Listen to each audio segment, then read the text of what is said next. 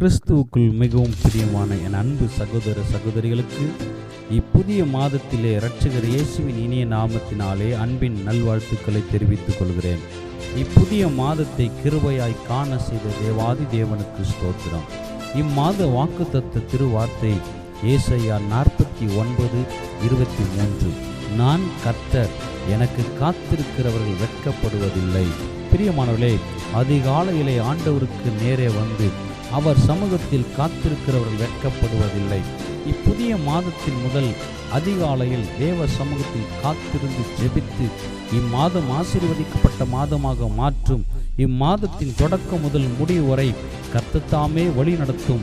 எதிலும் நாங்கள் வெட்கப்பட்டு போகக்கூடாது, வெற்றியாய் நடத்தும் என்று கேட்கும்போது கேட்கிற யாரா இருந்தாலும் அதை பெற்றுக்கொள்வார்கள்.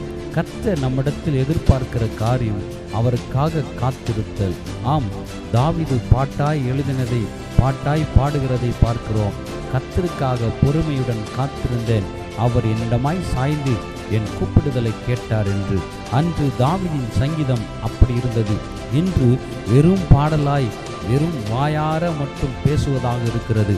பொறுமை இல்லை, காத்திருத்தல் இல்லை. ஆதி பரிசுத்தவான்கள், ஆதி முற்பிதாக்கள் தேவனிடத்தில் காத்திருந்துதான் பரிபூர்ண ஆசீர்வாதங்களை, நன்மைகளை, ஜெயத்தை பெற்றுக் கொண்டார்கள்.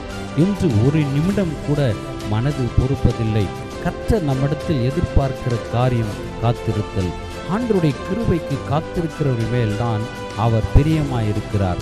ஆம், கர்த்தருக்கு காத்திருக்கிறவர்களோ புதுபலன் அடைந்து கழுகுகளைப் போல சேட்டைகளை அடித்து உயர எழும்புவார்கள். இந்த புது பலன் எப்படி வந்தது?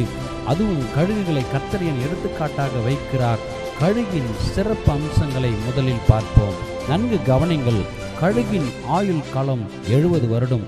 அதன் வலிமை 10 மனிதர்களின் வலிமை போன்றது. கழுகின் பார்வை 8 மனிதர்களின் பார்வையின் திறன் அதற்கு உண்டு. சுமார் 15,000 அடி உயரம் பறக்கிற திறன் படைத்தது. இந்த கழுகானது தன்னுடைய ஆயுட்காலம் 70 வருடம் முழுவதும் வாழ வேண்டுமென்றால் தன்னுடைய 40ஆம் வயதில், அதாவது 40ஆம் வருடத்தில் தன்னை உருமாற்றம் செய்ய வேண்டும். 40ஆம் வயதை அடையும் போது தன் அலகு, அதாவது வாய் அலகு வளைந்து இரையை பிடிப்பதற்கு உண்பதற்கு பயனற்றதாகிவிடும். அதன் இறக்கைகளும் தடித்து எடை கூடி பறப்பதற்கு கனமாக மாறிவிடும். இந்த நிலையில் கழுகு ஒரு முடிவெடுத்து ஒரு உயர்ந்த மலைக்கு, கண்மலைக்கு பறந்து சென்று அங்கிருக்கும் பாறைகளில், மலையில் தன் அலகை வேகமாக மோதி அலகுகளை உடைக்கும். புதிய அலகு வளரும் வரை அமைதியாய் தனித்திருக்கும். புதிய அலகு வளர்ந்த பின் தன் இறகுகளை தானே தன் புதிய அலகின் மூலமாய் தானே பீத்தெடுக்கும்.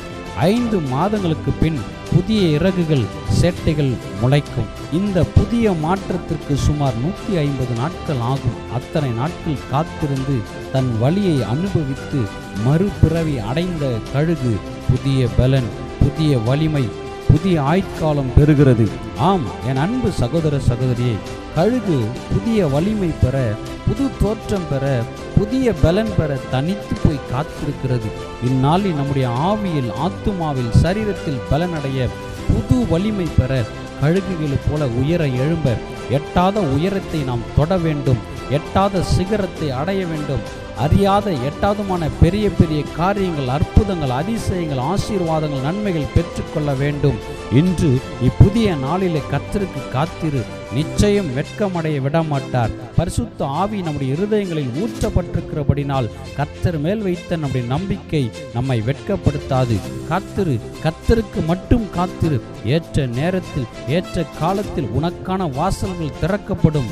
இம்மாதம் நீங்கள் காத்திருந்ததற்கான நன்மைகளை, அற்புதங்களை ருசி பார்ப்பீர்கள். நீங்கள் ஜெபித்ததற்கான பதிலை கர்த்தர் இம்மாதத்தில் உங்களுக்கு தருவார். தொடர்ந்து ஜெபி, காத்திரு. நம் மீட்பர் இயேசு உயிரோடு இருக்கிறார். வெற்றி நிச்சயம், விடுதலை சத்தியம்.